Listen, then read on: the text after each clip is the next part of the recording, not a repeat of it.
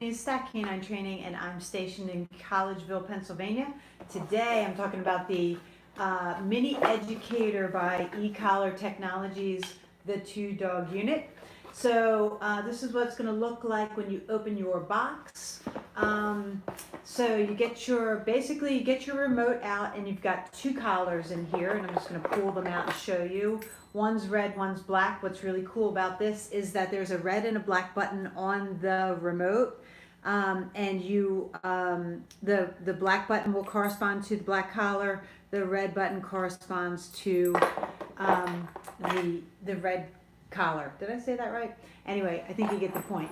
So first thing you're going to do is you're going to take an inventory, right? So there's this charger that you're going to be charging your receiver and your remote. You can charge all 3 at the same time. They have a quick charge that charges within 2 hours. I usually just tell my clients, charge the collars Monday, Wednesday, Friday, overnight, and you should be good to go. The collar is on your dog whenever you're with your dog. When you are not with your dog, you take the collar off, you turn it off, and you save the battery. And then so the other couple of things that are in here, this is a lanyard that you can attach to the remote and wear around your neck if you want. However, what I like better is this nice little clip. You slide the remote in until it clicks, and then you can clip it to your belt or your waistband, your pocket, whatever. And then to release the remote, you press down, and then there you have it. So that I put on every single e-collar because it is so convenient. The first thing you want to do is grab your remote, and you're going to check out these buttons on the back. This is your on-off button. It is also the light button. This is a continuous versus momentary mode. I'll explain that in a minute. This is where you plug in your charger, okay?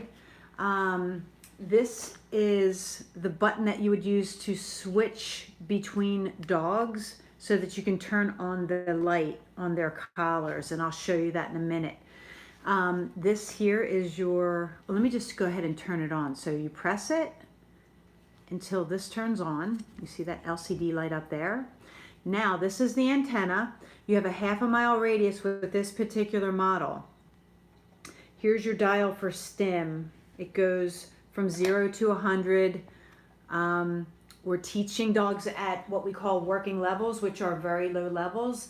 Each of your dogs will be a different level. I'll be showing you all of that. This is just a basic setup of how you get the box, get the goods out of the box and onto your dog, and then the training piece is separate. So this is basically how I use it. When I am dialing, I use my thumb and index finger, and I dial up and I press the buttons. Okay, press. That's how I do it. There's a learning curve to this, so you just take your time. Don't put any pressure on yourself.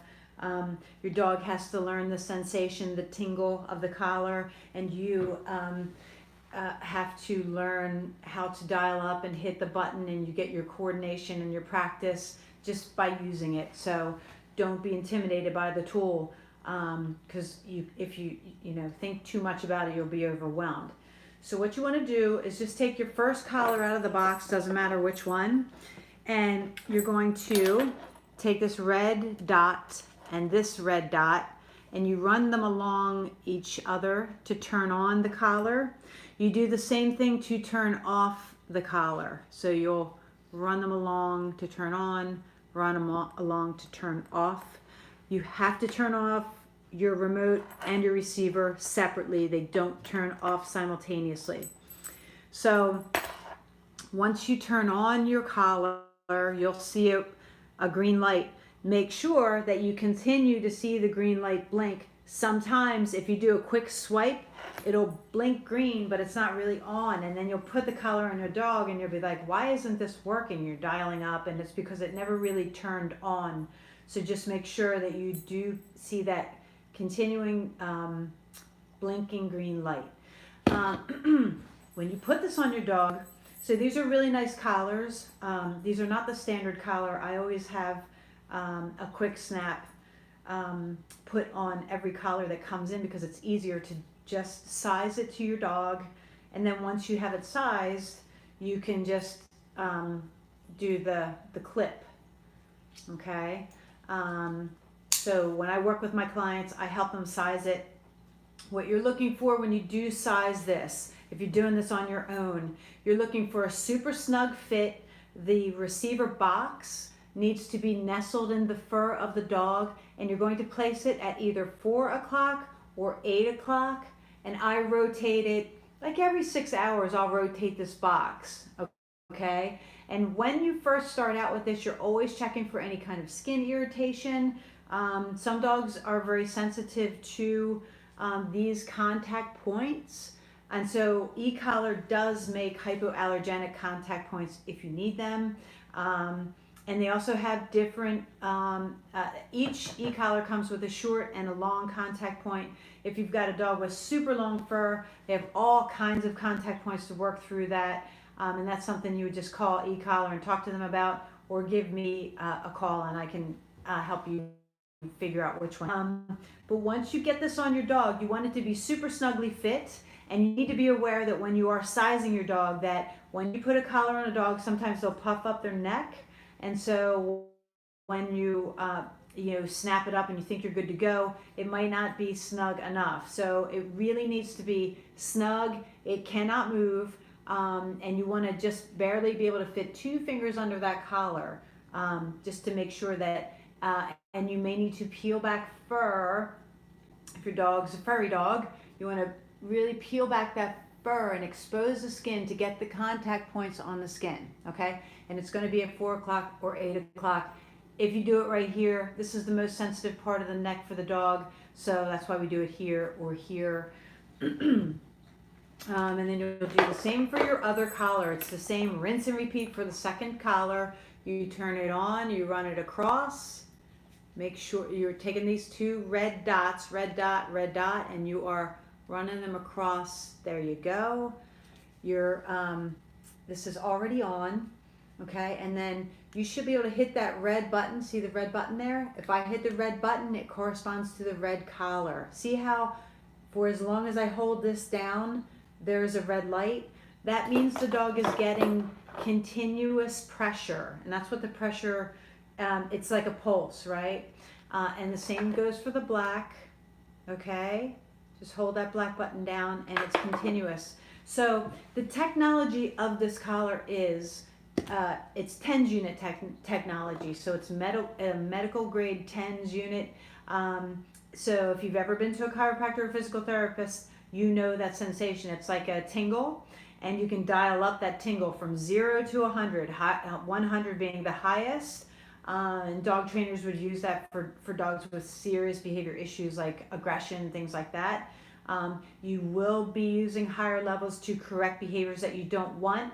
I teach people to not fixate on the number. You want to focus on your dog, and you're going to be dialing up on the remote to a level that gets your dog to stop. So you're actually, instead of like watching a number, because we have a tendency to want to be on the lowest number possible, you want to watch your dog. So you're dialing and hitting the button and giving them stim to see what makes them stop chasing a rabbit, or stop jumping on a human, or whatever you're trying to do.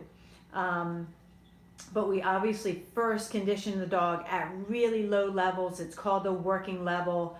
And I have a video on how to do that. If you're in private lessons with me, we cover that. And if your dog isn't board and trained, I do all that. And then when you come in for your training lessons with me and your dog, we would discuss the working level at that time. So once you get both collars on, you put them on your dogs, make sure they're snugly fit, they're not moving around, and then you basically will start to train and find each dog's working level. If you're working with two dogs, you just start with one, put one in a crate and put the other one out. You're going to have them on a prong collar and a leash, so that you can use that as the directional component to training, because your dog has to learn this sensation. That takes a few days, okay? So some troubleshooting information that you need to know about, and this is not troubleshooting, but you do need to know about this nifty little light feature. So that on-off button is also a light, and so this is awesome when you're outside taking a night walk or pottying your dog at night. You hit the light button once to strobe, twice for a solid, that's my favorite, and then one more time turns off the light, but your remote and your receiver are still on. Until you run those magnets across, they're on, okay? So just some troubleshooting things that you need to be aware of are this little button back here. It says, you can hardly see it, but it says M and C on it. So M and C correspond to two modes.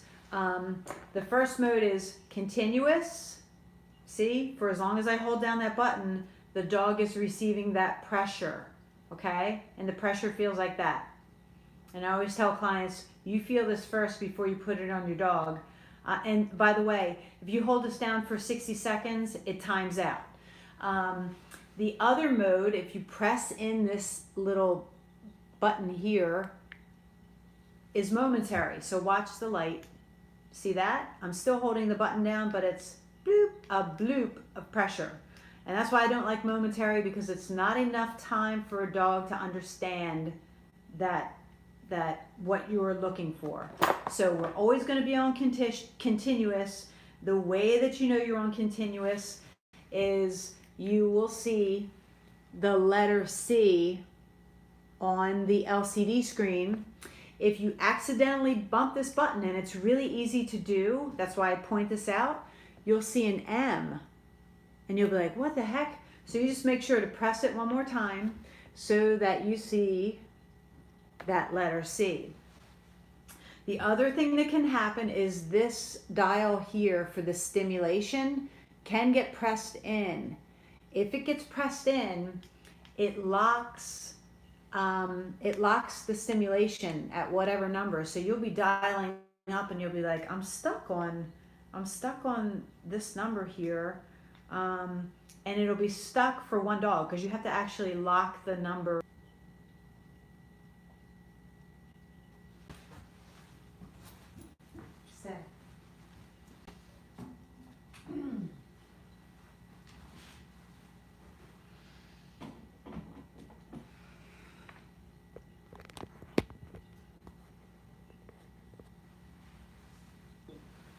Press it again, and then you'll see that you'll be able to dial up and dial down with ease.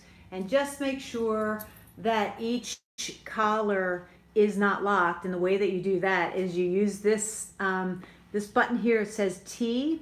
It's T for tone or vibrate. If you use a single dog unit, this is a vibrate button. You don't have that feature in the 2-dog unit, but you hit the T button to switch over to the second dog collar. And see how I can't dial up? That's because it's locked. So I have to unlock it by pressing it until it blinks, and then you can dial up and dial down. So those are just some troubleshooting things you need to be aware of. And one other thing, if you see this funky symbol, that means that you're stuck in between collars. So you won't be able to do any. This is what will vibrate. This is what allows for vibrate. Okay, but I don't vibrate. I don't use vibrate on dogs. It's kind of disturbing to them, and it would make both collars vibrate. So you're not able to really communicate with them. So when you see this, you have to hit that tone button or vibrate button one more time to get back to your collars. And then you can go ahead and give the stim, and you're good to go. All right, guys, that's the basics of this collar. If you have questions, hit me up here or contact me on email at statk9training@gmail.com. That is STAT, the letter K, the number 9, training@gmail.com. Thanks for tuning in. Have a good one, guys.